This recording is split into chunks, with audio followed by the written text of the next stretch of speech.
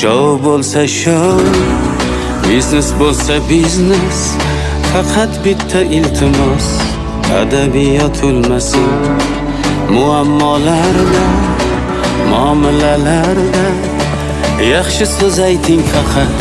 Muhabbat olmasın, ahamiyat olmasın, jamiyat olmasın. Odam orasida madaniyat olmasın.